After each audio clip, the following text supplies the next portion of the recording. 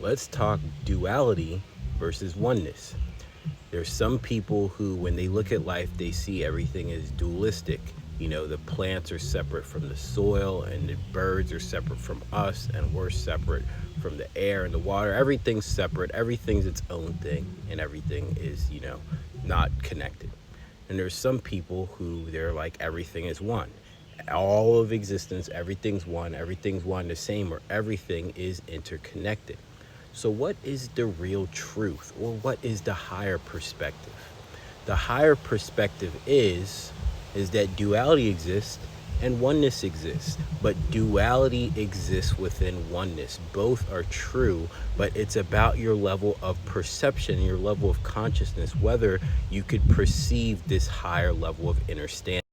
You see, you could say that the plants are separate from the soil, and the soil is separate from the water, and the water is separate from the air, and the air is separate from the sun. All these things are separate in its own thing, but truly think about life and existence. Without the soil, the plants wouldn't have a place to grow from. Without the soil, there wouldn't be a place for the water to land for the plants to drink it. Without the water, the plants couldn't grow and actually be what they are. Without the sunlight, the plants couldn't do photosynthesis to make their own food and be able to survive. And without the plants, the animals wouldn't be able to eat the plants. So the thing is that you could see everything as being separate, but it's all one large interconnected system. This is why it's called existence, or the universe. It's the UNI verse.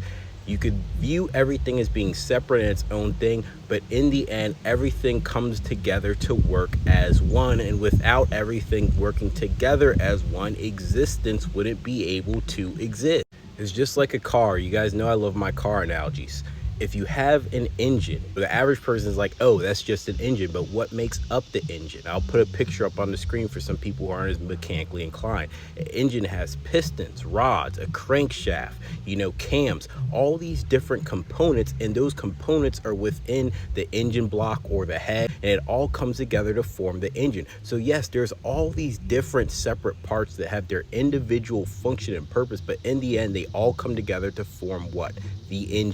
So for the sake of this analogy, the engine is representative of existence. There's all these different things that have their own individual purpose and function and can be viewed as separate from one another. But in the end, they all come together to form existence. The birds, the bees, you and me. So everything... I had a friend just land. That just added to what I was saying. But anyway, beyond these costumes, when you do deep digging, you will find that we are all one and the same and all made up of the same stuff. You see, the divide and conquer mentality is where duality is born out of, or things only being dualistic, and this was imposed onto the world. So think about the analogy I gave, like with cars. You have all these different components: engine, transmission, wheels, tires, suspension, seats, radio, trunk, all these different components. And if you neglect any of these components, or when they break you don't fix them, what's going to happen? The car is not operating at its optimal potential. There are certain things that may even stop you from driving that car completely, where it doesn't even work. So why do we see homelessness, civil unrest, and all these problems in the world? People who are angry, and these high crime rates and all this stuff, because whenever you neglect certain parts of the whole, that means that they're not going to function at their best.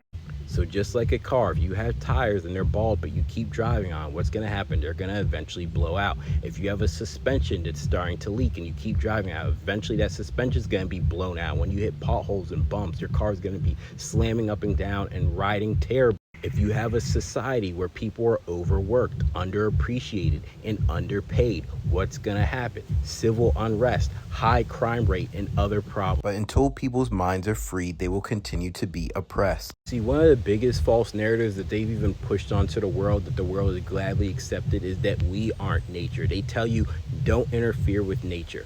Don't bother nature. Those are animals.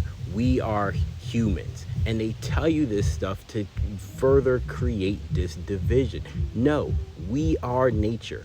All is nature. And the more as time goes on, they keep trying to separate us more and more from nature. keep us separate from being in our true environment and interacting and all being one to work together for an actual society, how it should be, where everything works together as one.